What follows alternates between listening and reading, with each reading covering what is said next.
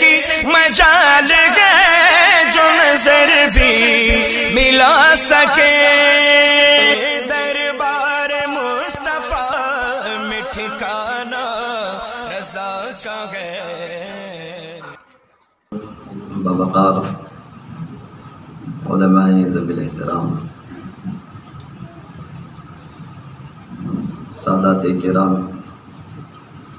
ائمہ مساجد میں حاضرین بد، السلام علیکم ورحمۃ اللہ وبرکاتہ۔ الحمد للہ نحمده ونستعینه ونستغفره ونؤمن به ونتوکل علیہ ونعوذ باللہ من شرور انفسنا ومن سيئات أعمالنا، من يهده الله فلا مضل له ومن يضلله فلا هادي له، ونشهد أن لا إله إلا الله وحده لا شريك له، ونشهد أن سيدنا ومولانا ومأوانا وملجانا وملاذنا محمدا عبده ورسوله بالهدى ودين الحق أرسله، أما بعد فأعوذ بالله من الشيطان الرجيم، بسم الله الرحمن الرحيم، قل لا أسألكم عليه أجرا إلا المودة في القربى، صدق الله العظيم وصدق رسوله النبي الكريم، ونحن على ذلك لمن الشاهدين والشاكرين، والحمد لله رب العالمين۔ انتہائی ادب و احترام کے ساتھ ہم سب کے آقا و مولا سید عالم نور مجسم جناب احمد مجتبیٰ محمد مصطفیٰ صلی اللہ علیہ وسلم کی بارگاہ کرم میں درود و سلام پیش کریں۔ اللہم صلی علی سیدنا شفیعنا و نبینا و حبیبنا مولانا محمد وآلہ وصحبہ وبارک وسلم کما تحب و ترضى بأن تصلی علیہ صلی اللہ علیہ وسلم۔ کیا بات رضا اس چمنستان کرم کی، کیا بات رضا اس چمنستان کرم کی، زہرا ہے گلی جس میں حسین اور حسن ہو۔ نبی کون و مکہ صلی اللہ علیہ وسلم کے شہزادگان حسنین کریمین کو رسول اللہ صلی اللہ علیہ وسلم نے جنت کے پھول فرمایا ہے،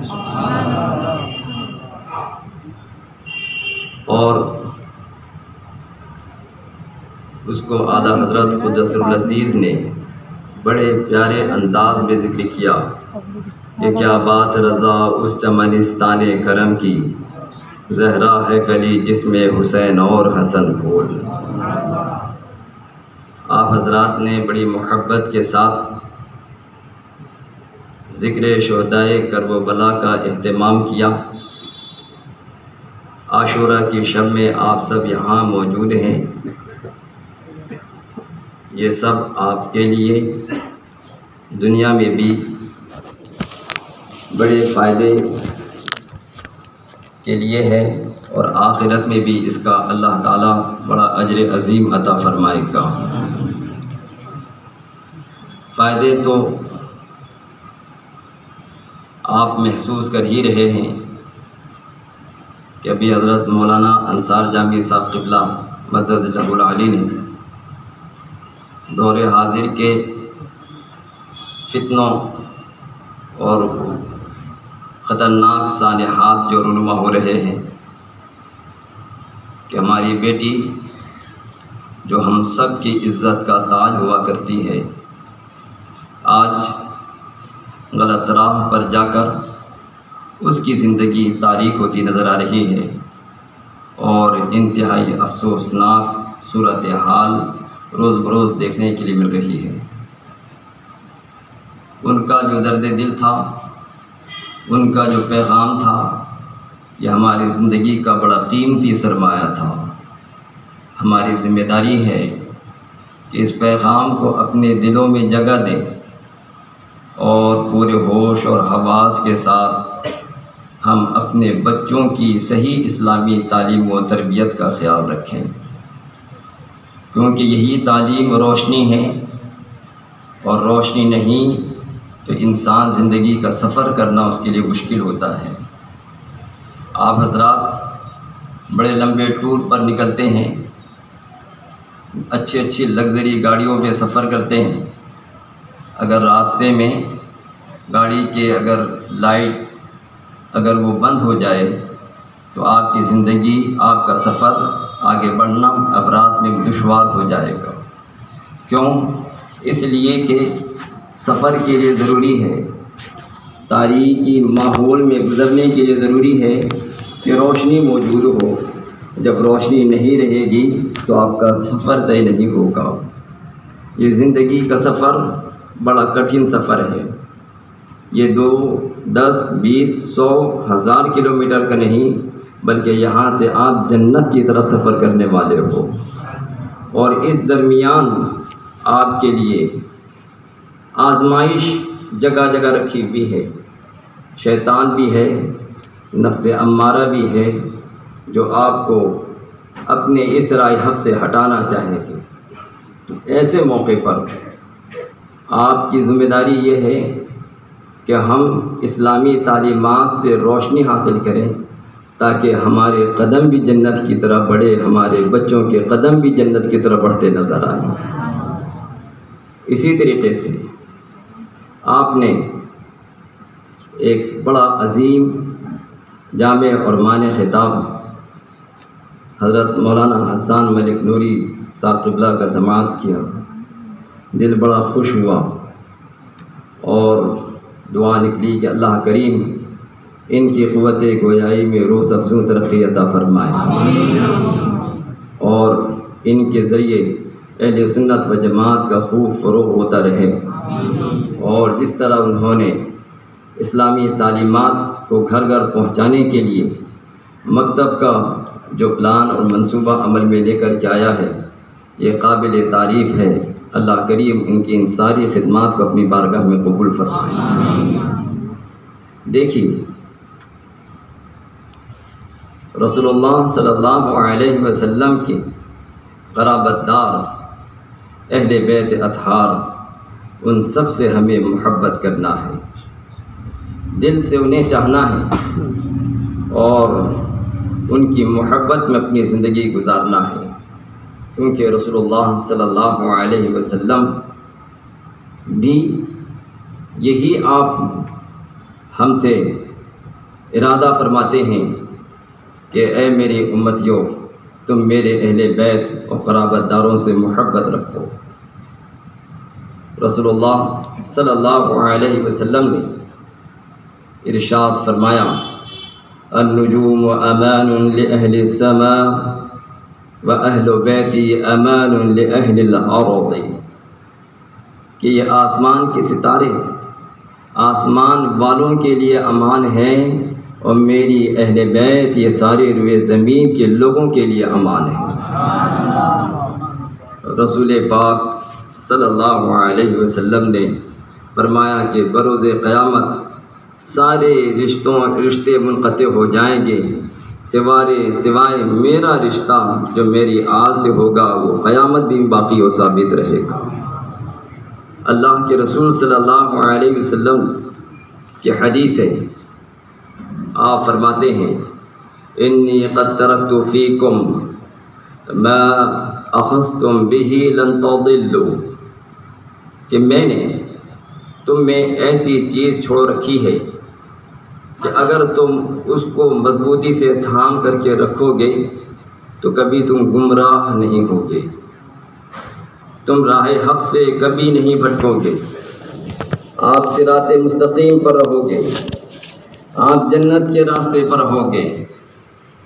ارشاد فرمایا، الثقلین احدہما اکبر من الآخر، کتاب اللہ حبل ممدود من السماء الى الارض، وَأَهْلُ بَيْتِي عِطْرَتِي۔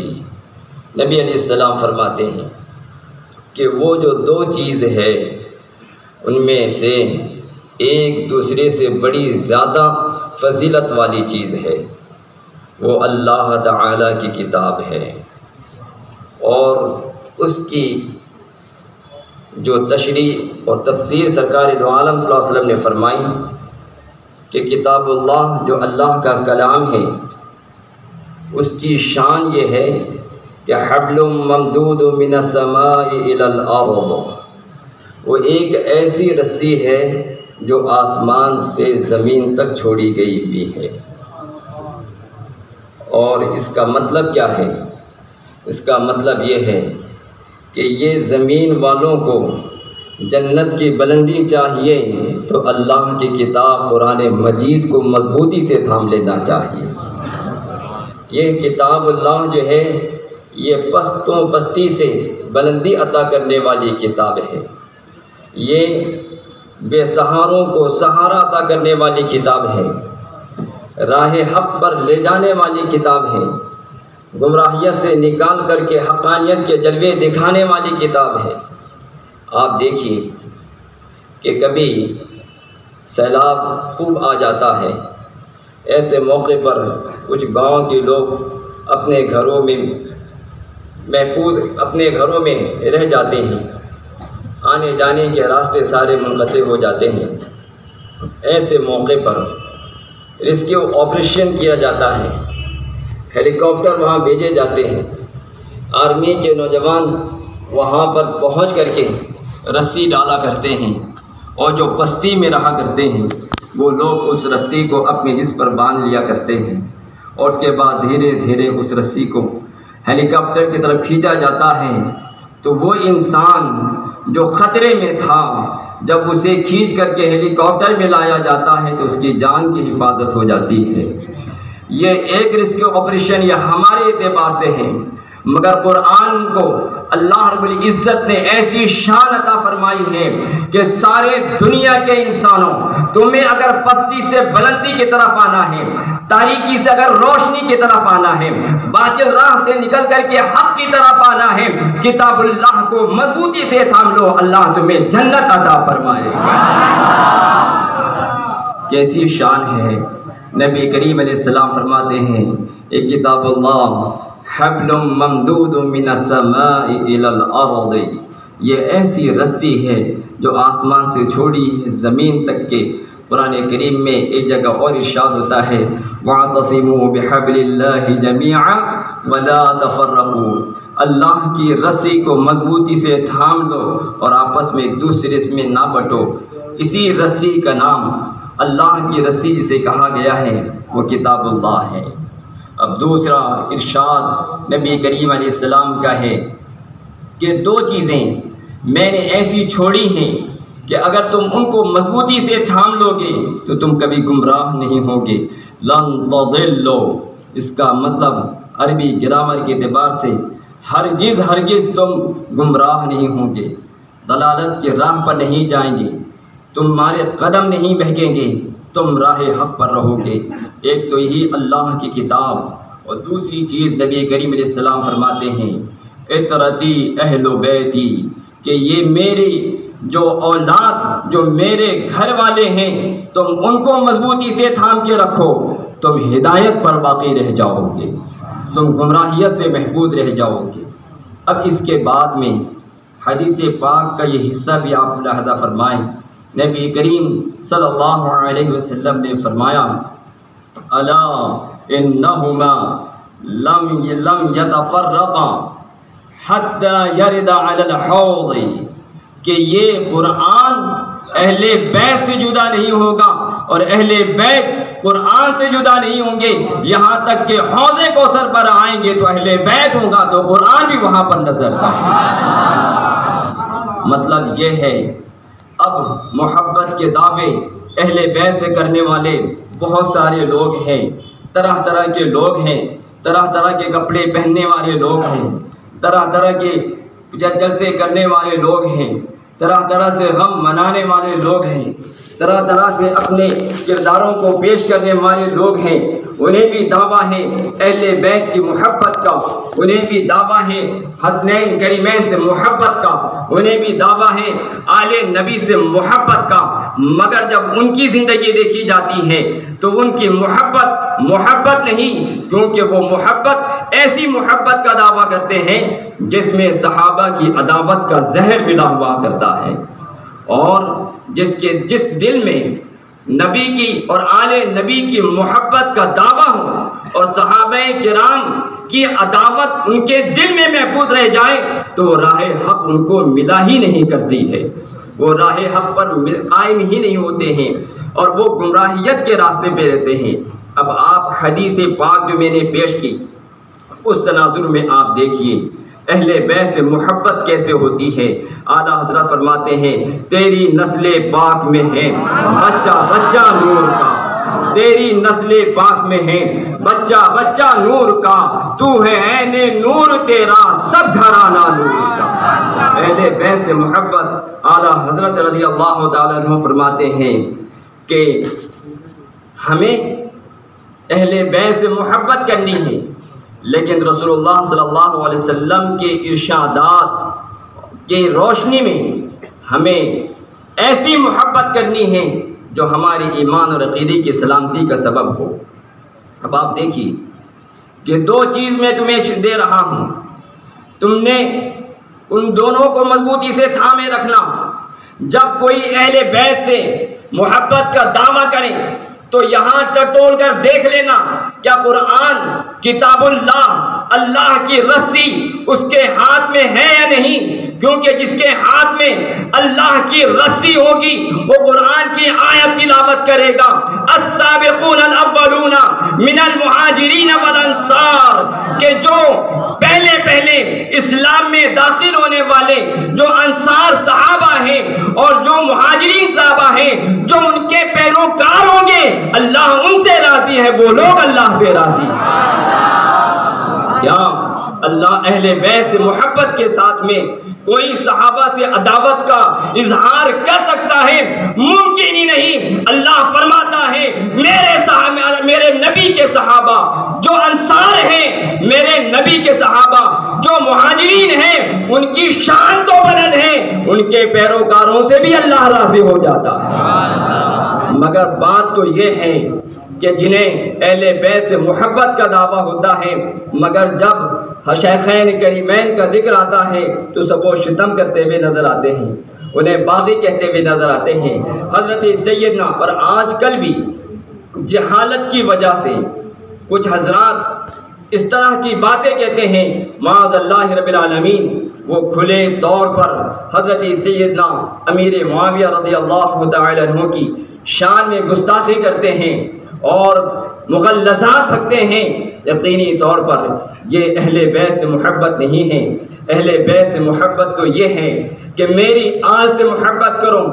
میری اطرت سے محبت کرو، اور حبل اللہ کی رسی تمہارے ہاتھوں میں ہو۔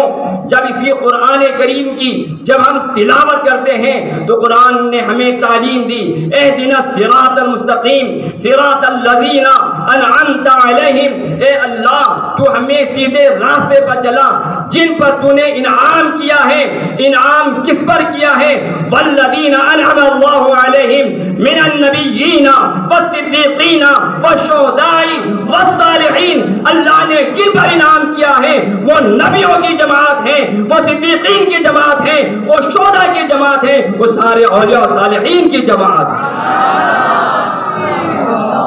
نعرہ رسالت،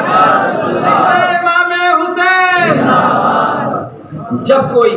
سے محبت اہل بیت کا دعویٰ کرے اور قرآن کریم کی تعلیمات کو نظر انداز کرے تو اپنے دعوے میں جھوٹا ہے۔ سچا وہی ہے کہ جہاں پر اہل بیت کی محبت بھی ہو اور قرآن کی تعلیمات پر مکمل اس کا عقیدہ بھی محفوظ ہو۔ اعلیٰ حضرت فرماتے ہیں اہل سنت کا ہے بیڑا پار، اصحاب حضور نجم ہیں اور ناؤ ہے اطرت رسول اللہ صلی اللہ علیہ علیہ وسلم۔ یہ ہے عقیدہ اہل سنت۔ یہ نہیں کہ محض ماتم کر لو، یہ نہیں کہ محض آنکھوں سے زار و قطار روتے رہو، یہ نہیں کہ واقعات کو یاد کر کر کے بھیگی آنکھوں سے بیٹھے رہو اور اپنے آپ پر صدمات پہ صدمات ڈھالتے رہو، یہ نہیں، بلکہ طریقہ یہ ہے کہ جہاں اہل بیت جنہوں نے قرآن سے جوڑا ہے، جب تک کہ سارے لوگ قرآن کے دیے گئے عقائد سے نہیں جوڑیں گے، وہ اہل بیت کے ساتھ کبھی جڑا نہیں ہو سکتا۔ وہ اپنی محبت میں دعوے میں سچا نہیں، جو محض دعوے محبت تو کریں تو قرآن کے عقائد کے اس کے معاملات اس کے جدا گانا ہو۔ اب آپ دیکھیے کہ اسی میں قرآن کریم میں اللہ رب العزت نے ہمیں تعلیم دی کہ ما آتاکم الرسول فخذوہ وما نہاکم عنہ فانتہوا۔ یہ قرآن ہے، یہ حبل اللہ ہے، اور ارشاد ہوتا ہے نبی جو تمہیں دے تم اسے لے لو، اور جس سے منع کرے تم اس سے باز رہو۔ اللہ کے نبی صلی اللہ علیہ وسلم فرماتے ہیں اذا ذکر اصحابی فامسکوا، جب میرے صحابہ کا تذکرہ ہو تو تم اپنی زبان کو خاموش کر لیا کرو، روک لیا کرو، ذرہ برابر بھی میرے صحابہ کی شان میں گستاخی نہیں کیا کرو۔ بلکہ اللہ کے نبی علیہ السلام فرماتے ہیں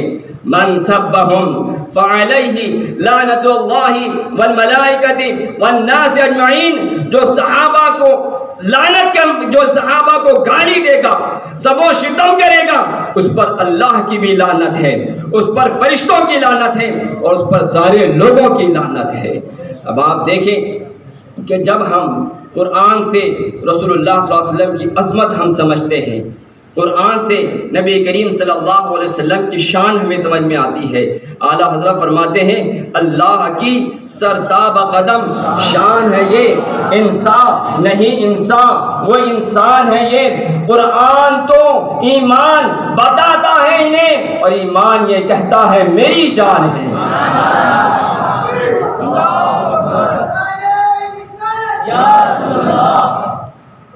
یہی رسول اللہ صلی اللہ علیہ وسلم کی حدیث پاک کہ قرآن کریم اللہ کی دی ہوئی پھیلائی ہوئی آسمان سے زمین تک ایک رسی ہے، اس کے دیے ہوئے عقائد کو مضبوطی سے تھامے رکھو اور اہل بیت سے محبت قائم رکھو، تب انسان کبھی گمراہ نہیں ہوگا، اور یہ دونوں ساتھ ساتھ رہیں گے، یہاں تک کہ حوض کوثر پر بھی جب جمع ہوں گے تو اہل بیت بھی وہاں ہوں گے اور قرآن بھی وہاں پر ہوگا۔ آپ دیکھیں یہ اہل بیت ان حضرات نے میدان کرب و بلا میں موجود رہنے کے بعد اور بھوک اور پیاس میں مبتلا رہنے کے بعد، سخت آزمائشوں سے گزرنے کے بعد، یہ حضرات یزید کی بیعت کے لیے تیار نہیں ہیں۔ بیعت کا مطلب یہ ہے کہ کسی کو دین کے شرعی اسلامی احکاموں مسائل کے جو بیعت کرنا، اس کو حق مان کر کے کہ جو کچھ ہم اس پر بیعت کر رہے ہیں یہ اسلامی احکام شرع کو نافذ کریں، اسلامی احکامات کو وہ مانیں اور اسی پر عمل کروائیں، اسی کی بیعت ہوا کرتی ہے۔ اور امام عالی مقام رضی اللہ تعالی عنہ نے بالکل بھی بیعت نہیں کی، انکار کیا۔ ساری تکلیفیں، سارے مسائل ان کے درمیان موجود ہیں، لیکن آپ نے ہرگز بیعت نہیں کی، کیونکہ بیعت کرنا گویا کہ یہ سارے لوگوں کو اس کے پیچھے چھوڑ دینا ہے۔ اب وہ جیسے عمل کرے سارے لوگ اس کا عمل کرتے رہیں، جیسے وہ احکامات جاری کریں سارے لوگ ویسے احکامات پر عمل کرتے رہیں، جیسے وہ فرامین نافذ کریں سارے لوگ اس پر عمل کرتے رہیں، یہی تو بیعت کا معنی ہوگا۔ اور آپ کو معلوم ہوگا کہ جب 63 ہجری میں امام عالی مقام رضی اللہ تعالیٰ عنہ کی شہادت کے بعد میں اس نے جو لشکر مدینہ میں بھیجا تھا، جب مکہ مکرمہ میں اس نے لشکر بھیجا، اس نے کس طرح کے حالات بنائے۔ 700 صحابہ کرام اور اکابر تابعین سے ملا کر تقریباً 10,000 اللہ کے محبوب بندوں کو اس نے شہید کروایا ہے۔ اس نے وہاں کی پردہ نشین خواتین کو اپنی فوج پر حلال کر دیا، مسجد نبوی کو اس نے ویران کروا دیا اور سود کا بازار گرم کروا دیا،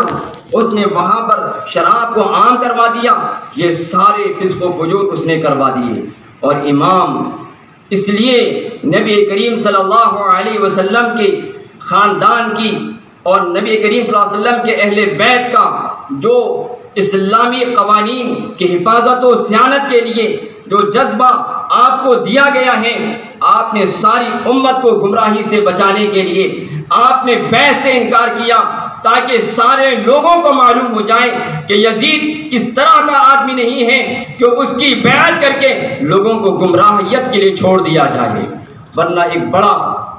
فتنے کا اندیشہ تھا کہ اس کی بیعت اگر ہوتی تو ہر طرف گمراہیت پھیل جاتی، ہر طرف دلالت پھیل جاتی، لوگ حرام کو حلال، حلال کو حرام اس طرح کہنے لگتے اور دھیرے دھیرے ان کے عقائد ہی بگڑ جاتے اور اس طرح وہ دلالت و گمراہیت میں تو ہے کفر و ارتداد تک وہ پہنچ جاتے۔ امام عالی مقام رضی اللہ تعالی عنہ نے ہرگز ان کی بیعت نہیں کی، بلکہ آپ ان کو سمجھاتے رہے اور ان کو بتاتے رہے کہ آپ مجھ سے دوسرے معاہدوں پر بات کر لیں، مجھ سے دوسرے امور پر بات کر لیں، لیکن آپ مجھے جبراً یزید سے کی بیعت نہیں کروا سکتے۔ یہاں تک کہ یہ محرم الحرام کی یہ 10ویں شب آ چکی ہوتی ہے جو عاشورہ کی شب ہے، اور جب سب کو یقین ہے کہ آنے والا جو کل ہے وہ یوم شہادت ہے، وہ سب کے سب شہادت کا جام پینے والے سارے رجال، سارے گھر کے مرد حضرات ہوں گے جو جام شہادت اس کل کے آنے والے دن انہیں نوش کرنا ہے، اور اسی جذبہ استقامت کے ساتھ امام عالی مقام رضی اللہ تعالی عنہ نے شب عاشوراء کو گزاری، اپنے سارے اہل بیت کو قرآن کریم کی تلاوت کی تعلیم دی، اللہ کا ذکر، اللہ کی تسبیح میں رات انہوں نے گزاری اور سب کو صبر کی تلقین عطا فرمائی۔ صبح ہوتی ہے، 10 بجے کا وقت ہوتا ہے اور اس کے بعد میں 22,000 کا لشکر جرار سامنے کھڑا رہتا ہے، اور عمرو بن سعد وہ اپنی فوج کا کمانڈر ان چیف بن کر کے سب سے پہلے سامنے آتا ہے اور تیر چلا کر کے اس جنگ کی شروعات کرتا ہے۔ اس کے تیر چلانے کے بعد میں جتنے بھی یزیدی ہیں ان کی طرف سے اب تیروں کا سلسلہ شروع ہوتا ہے، اور اب یہ جنگ یہ میدان کربلا اہل بیت کے ساتھ میں اور یزیدی لشکر جرار کے ساتھ میں اب ایک جنگ کا ماحول وہاں پر تیار ہوتا ہے۔ حضرت امام عالی مقام رضی اللہ تعالی عنہ نے پھر انہیں جا کر کے سمجھانے کی کوشش کی، انہوں نے تقریر کی، انہوں نے کتاب کو بھی سمجھایا، انہوں نے رسول اللہ صلی اللہ علیہ وسلم کی احادیث کو بھی پیش فرمائی، انہوں نے اپنے فضائل و مناقب کو بھی پیش کیا، انہوں نے اپنا رشتہ، اپنے قرابت داری نبی کریم صلی اللہ علیہ وسلم سے بیان فرمائی، اور اس کے بعد میں انہیں کہا یاد رکھو اگر تم نے اہل بیت کے خون سے اپنے ہاتھوں کو رنگا تو تمہاری دنیا بھی برباد ہے، تمہاری آخرت بھی برباد ہے۔ لیکن افسوس کہ نماز پڑھنے والے، قرآن کی تلاوت کرنے والے وہ لوگ، وہ جماعت بھی یزیدوں میں موجود ہیں جو اذان بھی دے رہے ہیں،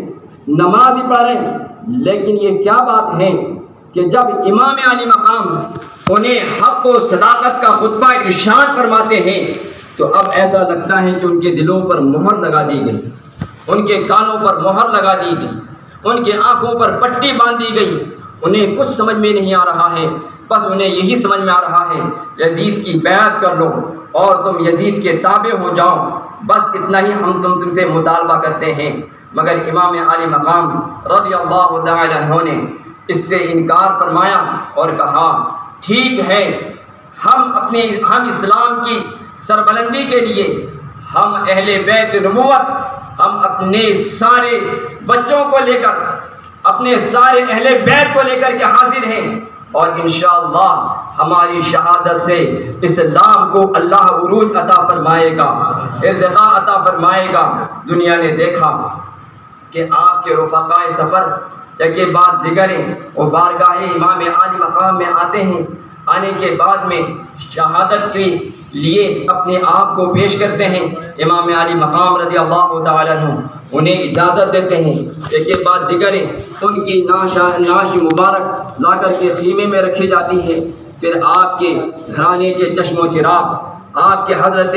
امام حسن مجتبی رضی اللہ تعالیٰ عنہ کے 4 بیٹوں میں سے حضرت قاسم، حضرت عبداللہ، حضرت ابوبکر، حضرت عمر، یہ سب وہاں موجود ہیں اور یہ سب بارگاہ امام عالی مقام میں کھڑے ہو کر کے اجازت کے طلبگار ہیں۔ حضرت قاسم جو حضرت امام عالی مقام رضی اللہ تعالیٰ عنہ کی بیٹی حضرت سکینہ رضی اللہ تعالیٰ عنہ کے ساتھ میں جن کا رشتہ نکاح طے ہو چکا ہے، وہ امام قاسم رضی اللہ تعالیٰ عنہ بارگاہ امام علی مقام میں اجازت چاہتے ہیں، حضور اب مجھے بھی رن میں جانے کی اجازت دی جائے، مجھے بھی میدان جنگ میں جانے کی اجازت دی جائے، مجھے بھی یزیدیوں کے مقابلے کے لیے اجازت دی جائے۔ حضرت امام علی مقام رضی اللہ تعالیٰ عنہ نے یقیناً اجازت دی ہے، لیکن اس وقت کا ماحول کیسا ماحول تھا کہ اہل بیت کا ایک ایک فرد اجازت لے کر کے جا رہا ہے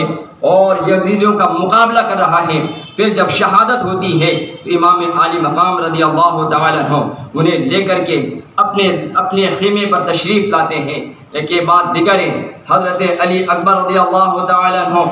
آپ بھی اپنے والد بزرگوار سے اجازت طلب کرتے ہیں۔ آپ کی عمر شریف جو ہے 18 برس کی ہے اور اس موقع پر امام علی مقام رضی اللہ تعالیٰ عنہ سے اجازت طلب کرتے ہیں، ابا حضور مجھے بھی اجازت دیجیے تاکہ میں میدان رنگ میں جاؤں، یزیدیوں کا مقابلہ کروں، اعلاء حق کروں، اسلام کا بول بالا ہوں، اسلام کا پرچم بلند ہوں اور میں ان یزیدی بھیڑیوں کو میں شکست فاش دوں اور اعلاء حق کا اظہار کروں۔ حضرت امام علی مقام رضی اللہ تعالی عنہ نے اپنے لخت جگر حضرت علی اکبر رضی اللہ تعالی عنہ کو بھی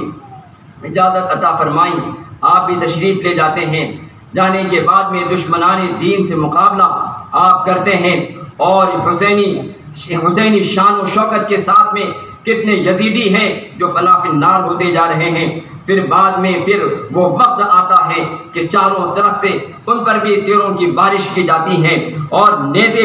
پھینکے جاتے ہیں، اور اس کے بعد حضرت علی اکبر رضی اللہ تعالی عنہ جام شہادت نوش کرتے ہیں اور ان کا نعش مبارک بھی حضرت امام علی مقام اپنے خیمے میں لے کر کے آ رہے ہیں۔ اس کے بعد میں حضرت سیدنا عباس علمبردار رضی اللہ تعالی عنہ ہیں، یہ آپ کے بھائی ہیں، وہ آنے کے بعد عرض کرتے ہیں حضور یہ ہمارے اہل بیت کے لیے ان لوگوں نے فرات پر پہرا بٹھا کے رکھا ہوا ہے، ہمارے ہاں چھوٹے چھوٹے بچے ہیں، علی اصغر ہیں، سکینہ ہیں، یہ پانی سے بلک رہی ہیں، 3 دن کا وقت ہو چکا ہے، ان کے حلق میں ایک قطرہ بھی پانی کا نہیں ہے، میں چاہتا ہوں کہ فرات پر جاؤں اور پانی لے کر کے آؤں۔ حضرت عباس رضی اللہ تعالی عنہ مشکیزہ لے کر کے گھوڑے پر سوار ہو کر کے دشمنان دین کے درمیان سے آپ فرات تک پہنچتے ہیں، پانی لیتے ہیں، لینے کے بعد جب واپس تشریف لاتے ہیں پھر وہی یزیدیوں کا کردار، پھر وہی یزیدیوں کا معاندانہ انداز کہ وہ تیر پر پھینکتے ہیں اور پانی لانے والا پانی آنے والا پانی اس ذات مقدسہ کے کبھی ہم بازو کاٹے جاتے ہیں، کبھی دوسرے بازو کو کاٹا جاتا ہے، آپ اس مشکیزوں کو اٹھا کر کے اپنے منہ میں آپ منہ میں لے کر لیتے ہیں تاکہ کسی طریقے سے آپ خیمے تک پہنچ جائے، مگر پھر وہی تیر آتا ہے جو آپ میں پیوست ہوتا ہے اور آپ جو ہے وہیں جام شہادت نوش فرماتے ہیں۔ یہی 10ویں محرم ہے کہ جس وقت یہ حادثات رونما ہو رہے ہیں، حضرت عباس رضی اللہ تعالی عنہ ان کو اٹھا کر کے امام حسین رضی اللہ تعالی عنہ اپنے خیمے میں تشریف لے کر کے آ رہے ہیں، اور اس کے بعد میں حضرت علی اصغر رضی اللہ تعالی عنہ ہیں کہ جو ابھی 6 مہینے کے ہیں اور انہیں بھی اب میدان کربلا میں لے کر جاتے ہیں اور کہتے ہیں اے یزیدیوں تمہیں اگر معاملہ ہو تو ہم لوگوں سے معاملہ ہے، لیکن یہ دودھ پیتے بچے سے تمہارا کیا معاملہ ہے؟ مگر ایک سنسناتا ہوا تیر آتا ہے جو حلقوں میں علی اصغر رضی اللہ عنہ چپ جاتا ہے اور آپ وہیں جام شہادت نوش فرماتے ہیں۔ یہ سارے واقعات ہمیں بتا رہے ہیں کہ سنو اسلام کی عظمت کتنی عظیم ہے، دین کی عظمت کتنی عظیم ہے، حقانیت کے جلوے کتنے عظیم ہوا کرتے ہیں، اس کی حفاظت کے لیے اہل بیت نبوت اپنا قیمتی سرمایہ پیش کر رہا ہے۔ آج نوجوان نوجوانوں کو بھی علی اکبر آواز دیتے ہیں، آج نوجوانوں کو بھی حضرت قاسم آواز دیتے ہیں، حضرت عبداللہ آواز دیتے ہیں، اے لوگوں سنو ہماری شہادتوں کو سنتے رہو، مگر تم نے اپنے قدموں میں شریعت کے قوانین کی بیڑیاں ڈال لینا، تم اس پر قائم رہو گے تو ہماری شہادت کا جو مقصد ہے وہ پورا ہوتا ہوا نظر آئے گا۔ آج ضرورت اس بات کی ہے، آج لڑکوں کو بھی یہی پیغام دیا جاتا ہے، لڑکیوں کو بھی یہی پیغام دیا جاتا ہے، اسلام اتنا آسانی سے ہمیں نہیں ملا ہے، اس اسلام کے شجر مبارک کو پھلدار بنانے کے لیے علی اصغر نے اپنا خون دیا ہے، علی